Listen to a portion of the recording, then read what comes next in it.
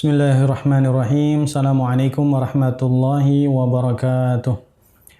Innal hamdalillah nahmaduhu wa nasta'inuhu wa nastaghfiruh wa nu'minu bihi wa natawakkalu alayhi wa na'udzu billahi min shururi anfusina wa min sayyiati a'malina. Man yahdihillahu fala mudhillalah wa man yudlilhu fala hadiyalah. Wa asyhadu an la ilaha illallah wahdahu la syarikalah. Wa asyhadu anna Muhammadan abduhu wa rasuluhu la nabiyya ba'dah.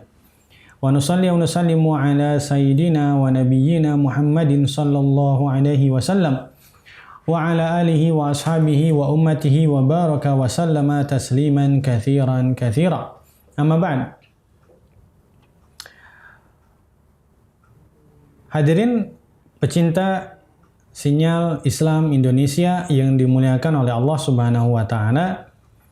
Nah, kita masuk ke hadis nomor 17 ya. Bahasan kali ini tentang al-amru bil ihsan wa rifqi bil hayawan. Perintah untuk berbuat baik dan bersikap lemah lembut kepada hewan. An Abi Ya'la Shaddad bin Ausin radhiyallahu taala anhu an Rasulillah sallallahu alaihi wasallam annahu qala innallaha katabal ihsan ala kulli syai. Fa idza qataltum fa ahsinul qitlata wa idza dhabhtum fa ahsinudz dzibhata. Wal yuhidda ahadukum syafratahu wal yurih dzabihatahu. Rawahu Muslim.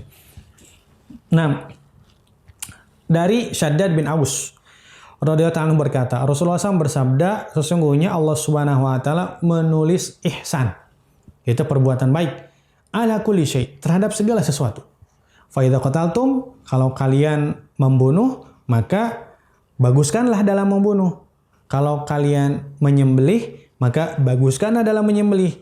Maka dalam penyembelihan, maka hendaklah salah seorang di antara kalian menajamkan pisaunya dan hendaklah dia menyenangkan hewan yang akan dia sembelih. Riwayat Imam Muslim. Taib. Di sini dijelaskan innallaha kataba. Yang kita kenal kalimat kataba itu kan wajib sebutannya. Kutiba alaikumus syamu. Taib. Dituliskan untuk kalian puasa, artinya diwajibkan untuk kalian puasa. Nah, tapi kataba di sini inda aksar fuqaha wal usuliyin, menurut mayoritas fuqaha dan ahli usul, yang dimaksud di sini adalah mutlaqut talab. Ini hanya permintaan secara mutlak. Jadi Allah Subhanahu wa taala meminta kita untuk berbuat baik. Nah, kemudian yang dimaksud di sini al-ihsan diambil daripada kata ahsana yuhsinu ihsanan, yaitu tahsinul a'malil masyru'ati, yaitu memperbagus amal yang disyariatkan, memperbagus amal yang telah disyariatkan. Kita sudah mengerjakan satu amal diperintahkan oleh Allah Subhanahu wa taala. Nah, ihsan di sini apa? Kita kerjakan, kita buat amal ini lebih bagus lagi. Buat amal ini lebih bagus lagi di sisi Allah Subhanahu wa taala. Nah, kemudian di sini ala kulli syai. Allah Subhanahu wa taala meminta kita untuk berbuat baik terhadap atau berbuat kebaikan terhadap segala sesuatu. Menyempurnakan perbuatan baik terhadap segala sesuatu. Maka masukkan hewan-hewan di sini. Masuk hewan di sini. Taib. Maka masuk di sini apakah masuk juga al-mu'dhi, hewan-hewan yang memang dia sifatnya melukai. Taib. Misal hasyarat, as-siba, hewan buas, apakah kita harus berbuat baik juga kepada mereka? Yaitu kan kepada hewan buas atau ular misalkan yang demikian. Fala hadzallaha fil ihsan. Maka dikatakan fala hadzallaha fil ihsan inta wa huwa mamnuun id jawazu qatliha.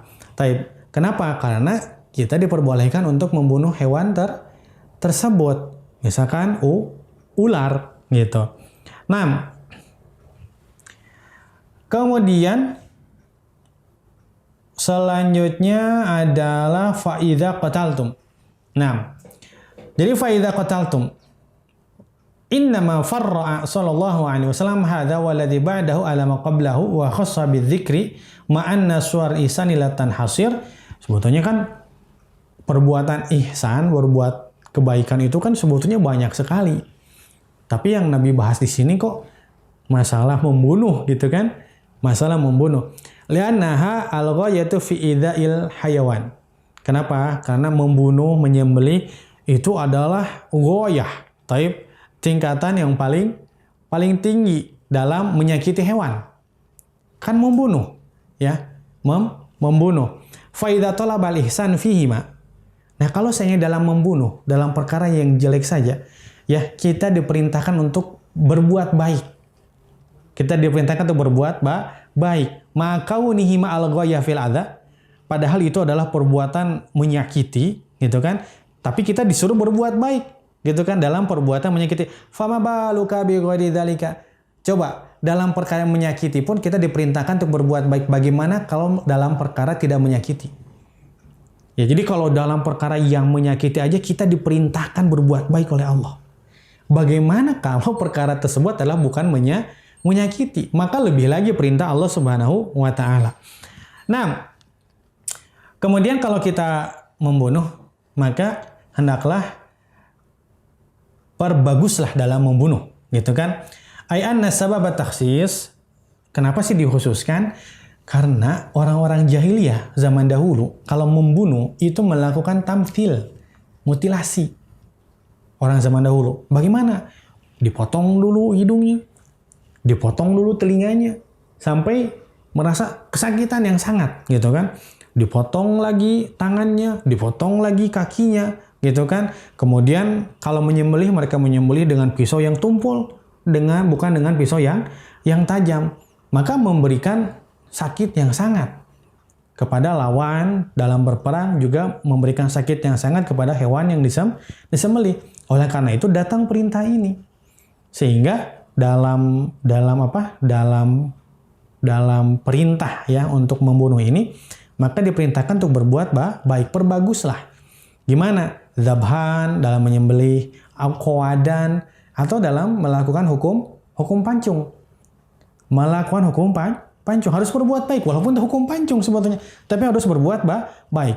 Bagaimana ma'asur ati fayakunu bi'alatin ghairi kalatin, dengan menggunakan alat yang tidak tumpul, ma'asur ati, kemudian dengan cepat sehingga dia tidak merasakan sakit yang lama.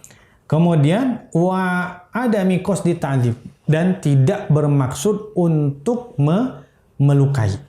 Maksudnya tidak bermaksud untuk mengadab dia, menyakiti dia.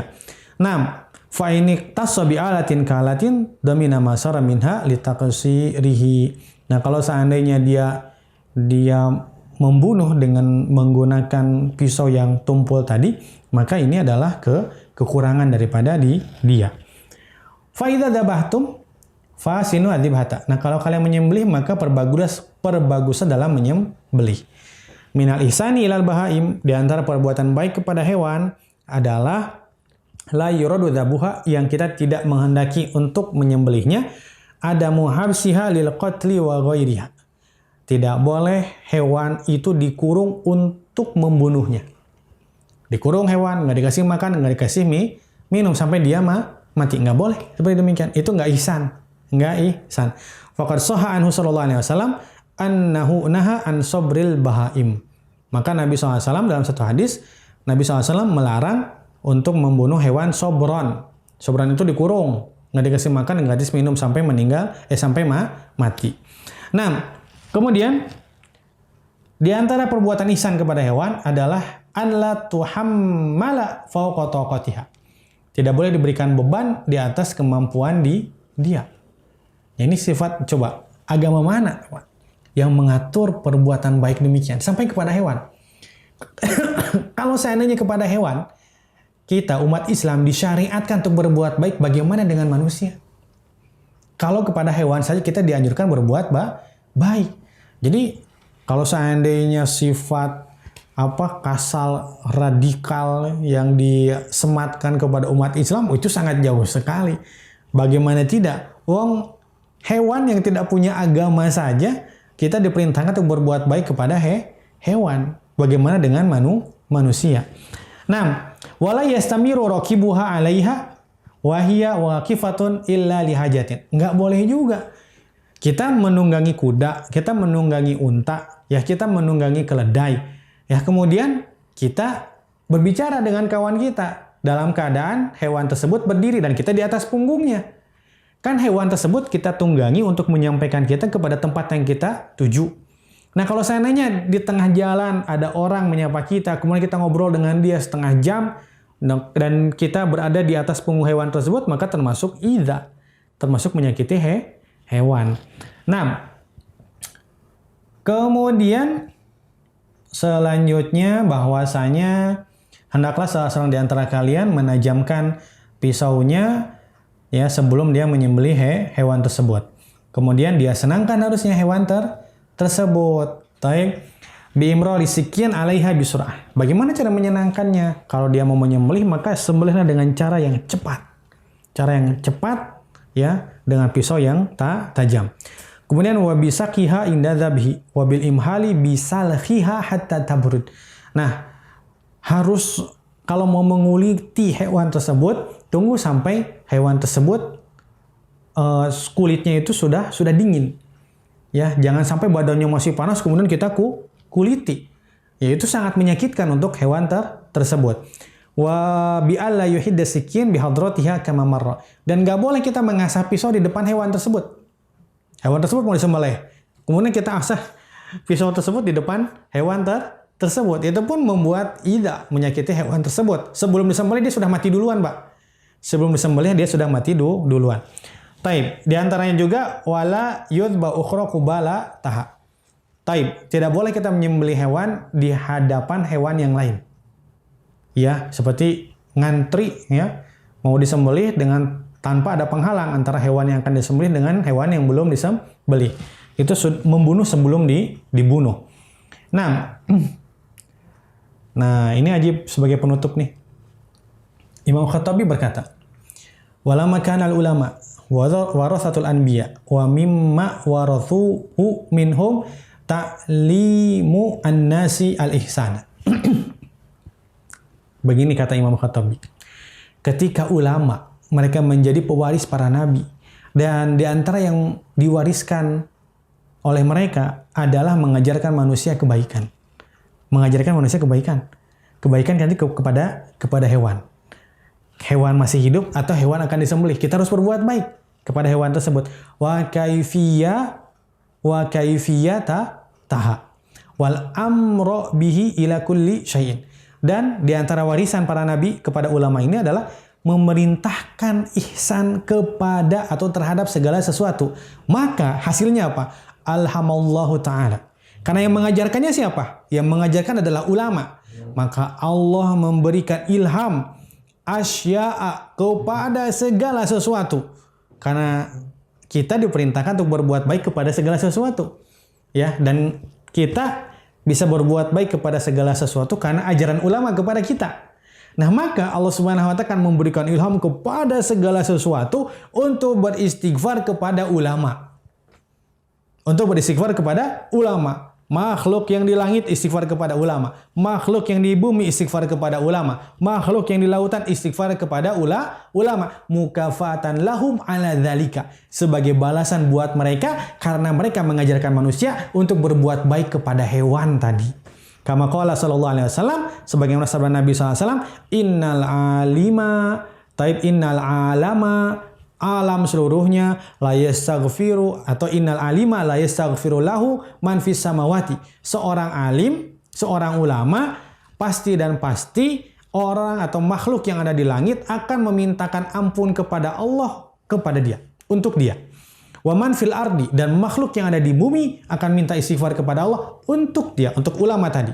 Hatta hitan fi jawfil bahri, sampai ikan-ikan yang ada dalam kedalaman laut. Ikan-ikan yang paling dalam di laut yang paling dalam akan memintakan istighfar kepada Allah kepada alim ulama.